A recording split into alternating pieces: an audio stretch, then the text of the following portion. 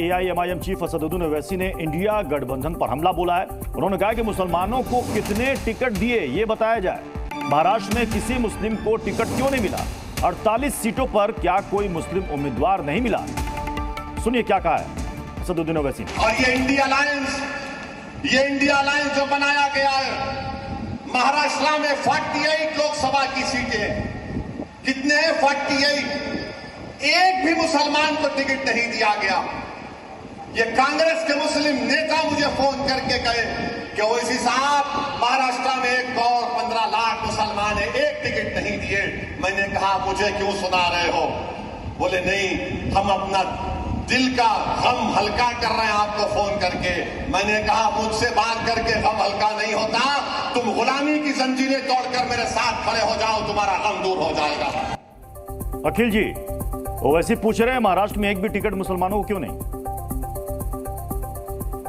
देखिए, India alliance चुनाव लड़ रही है, कांग्रेस पार्टी भी महाराष्ट्र से चुनाव लड़ रही है और टिकट देने से पहले हम लोग जमीनी स्तर के जो कार्यकर्ता हैं उनकी जो बातचीत है उसके नजरिए को ध्यान में रखते हैं और जो हमारे नेतृत्व है, चाहे प्रदेश का चाहे सेंट्रल लेवल का, ये सब मिलकर जनभावनाओं को ध्यान में रखते हुए टिकट देते हैं। उसमें ये तो नहीं देखा जाता कि कौन कहां से आ रहा है, किन जाति का है। तब तो यही बात फिर बीजेपी पर भी लागू होती है अखिल जी। तब तो यही बात बीजेपी पर भी लागू होती है जब आप सवाल करते हैं कि यूपी में क्या बीजेपी को कोई भी एक मुस्लिम उम्मीदवार नहीं मिलता। जो बात आप कह रहे हैं यही बात बीजेपी पर भी लागू होती है।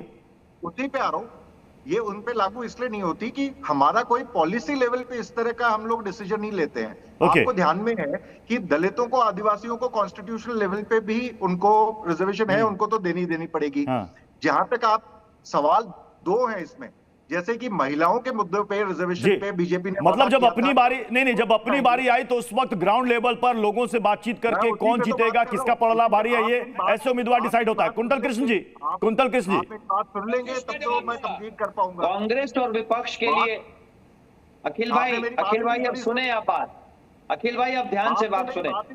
कांग्रेस और विपक्ष के लिए प्रत्युषी मुसलमान सिर्फ एक वोट बैंक है, चाहे वो बात अखिल भाई की हो या भाईजान की बात हो, इनके लिए मुसलमान मात्र एक वोट बैंक है। माननीय प्रधानमंत्री नरेंद्र मोदी जी ने जब भी बात कही है 140 करोड़ भारतीयों की बात कही। हमारी जो योजनाएं हैं वो 140 करोड़ भारतीयों के लिए हैं और इस 140 करोड़ की संख्या में 25-30 करोड़ मुसलमान भी आते हैं। कुरैशी साहब इस बात का ध्यान रखें, आप लोगों के लिए मुसलमान सिर्फ एक वोट बैंक है। और प्रत्युष जी, मैं एक बात और विशेष कह देना चाहता हूं, जब कोई भी इंसान पब्लिक लाइफ में आ जाता है तो उसका पर्सनल कुछ नहीं रहता। और तेजस्वी जी और राहुल गांधी का ये वीडियो लीक नहीं हुआ है, ये इंटेंशनली डाला गया है। और वो इंटेंशनली इसलिए डाला गया है कि हिंदू धर्म में, सनातन में एक निषेध है, एक मान्यता है कि भाई मंगलवार हनुमान जी का दिन होता है, उस दिन मांस मछली नहीं खाना चाहिए। पहले सावन फिर मंगलवार, मान्यताओं पे ठेस पहुंचाने के लिए वीडियो डाला गया है। क्योंकि कांग्रेस का और राजद का मानना है कि सनातनी मान्यताओं को ठेस पहुंचाना मुस्लिम तुष्टीकरण का, मुस्लिम वोट बैंक के तुष्टीकरण का सबसे आसान तरीका है। ठीक है, मैं एआईएमआईएम से भी रिएक्शन ले लेता हूं, फिर उसके बाद चितरंजन गगन जी आपके पास आऊंगा। देखिए, अखिल भाई जो हैं चौधरी साहब, भारतीय राष्ट्रीय कांग्रेस के प्रवक्ता, उन्होंने ये कहा कि जन भावनाओं को देखते हुए मुसलमानों को टिकट नहीं दिया गया।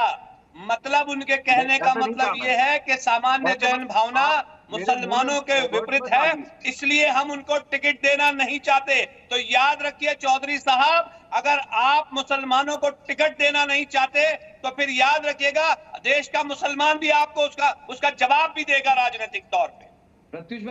प्रत्युष जी, लेकिन ऐसा क्यों है दानिश कुरैशी जी? असदुद्दीन ओवैसी कहते हैं कि मैं वो सियासत का लैला हूं जिसकी चर्चा चारों तरफ होती है, लेकिन इतने साल गुजर गए, आपको एक भी सियासी मजनू नहीं मिला, सब ने आपसे कन्नी काट ली, क्यों ऐसा? नहीं, मैं बताऊं आपको दिक्कत इनकी क्या है। दरअसल इनकी परेशानी ये है कि ना भारतीय जनता पार्टी, ना कांग्रेस और उसके अलावा के भी सो कॉल्ड सेक्युलर दलों की अगर बात की जाए तो मुसलमानों को सिर्फ मतलब आप कह रहे हैं कि मुसलमानों के मसले पर एनडीए और इंडिया अलायंस दोनों मुसलमानों को ठग रहा है। मैं चितरंजन गगन जी आपके पास आऊंगा। जो बात कुंतल कृष्ण जी ने यहां पर उठाई कि ऐसे वीडियो जानबूझ करके लीक किए गए हिंदू आस्था को चोट पहुंचाने के लिए, चितरंजन गगन जी। देखिए, मैं पहले भी कहा और बार बार मैं कहता हूं कि जो जनता से जुड़े हुए जो मुद्दे हैं, हाँ, चाहे बेरोजगारी हो, महंगाई हो, महिलाओं के सम्मान का सवाल हो, किसानों का सवाल हो, ये पर ये बोलना नहीं चाहते हैं। 17 वर्षों से बिहार में एनडीए की सरकार है, बिहार के लिए क्या किया?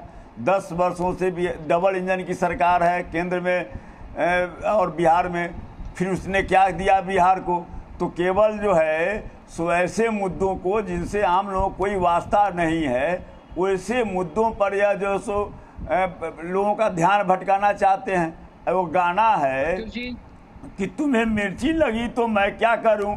अब सवाल है कि कौन क्या खा रहा है, कौन क्या पहन रहा है। अभी आप गाना सुना रहे हैं कि तुम्हें मिर्ची लगी तो मैं क्या करूं, यानी कि आपको पता है कि ऐसे वीडियो डालने से किसे मिर्ची लगती है, इसलिए जानबूझकर ऐसे वीडियो डाले जाते हैं। नहीं, अरे हम नहीं, हमारे नेता और हमारा गठबंधन जो है तो सवाल उठा रही है कि साहब मेरी सरकार जो 4 जून को बनने जा रही है, अब उसमें कहीं कोई शक शुबा नहीं है। मैंने घोषणा किया है 15 अगस्त से 1 करोड़ नौजवानों को नौकरी दूंगा। रक्षाबंधन के दिन से माँ बेटियों को, बहन बेटियों को 1 लाख रुपए धीरेन्द्र कुमार जी रिएक्ट करना चाह रहे हैं। किसानों धीरेन्द्र कुमार जी लागू करूंगा। 15 वर्षों तक इनके नेता दोनों लोग आदरणीय लालू प्रसाद जी, आदरणीय राबड़ी देवी जी की सरकार रही। उस समय 15 सालों में कितने लोगों को रोजगार मिला, बिहार कहां तक पहुंचा था, इस पर तो कोई चर्चा नहीं करते हैं। और उस दौर में इसी तरह के फोटो आया करते थे अखबारों में, क्या दिए उनके पिताजी भी बताइए ना। अरे आप यह बताइए ना, 10 साल में क्या दिए बिहार को? अरे आप सुनते क्यों नहीं है गगन जी? मैं तो आपको नहीं, कितना दिन तक यह पुराना चले आते आपको मिर्ची लग रही होगी, मैं जानता हूँ मिर्ची आपको लग रही है। आदरणीय लालू प्रसाद आप बताइए ना क्या किए, सो बताइए ना, आप क्या किए सो बताइए ना। तो ये तो संवाद नहीं है, दूसरा क्या किया, आप क्या किए? इतने दिनों से सत्ता में है, बिहार से लेकर दिल्ली तक आपने क्या किया? बिहार के लिए क्या किया? जमाने से इनकी पिछलग्गू पार्टी रही है और बिहार को पीछे ढकेलने में जिन 3 लोगों का हाथ रहा है, ये भी बताना पड़ेगा क्या? नेता के नहीं, ये बताना पड़ेगा क्या कौन किसका पिछलग्गू है? और इसी बिहार को किसके तस्वीर को फेंका गया सड़क पर, किसको घर से निकाल दिया गया, किसको बेइज्जत किया गया, किसकी पार्टी तोड़ी गई, यह बताना पड़ेगा क्या? मैं आचार्य विक्रमादित्य जी आपके पास उससे पहले क्विक रिएक्शन चाहूंगा। कुंतल कृष्ण जी, अभी हाल में तेजस्वी यादव ने कहा कि बहुत जल्द 4 जून के बाद चचा जी पलटी मारने वाले हैं, तो बिहार में कुछ बड़ा परिवर्तन फिर देखने को मिल रहा है क्या?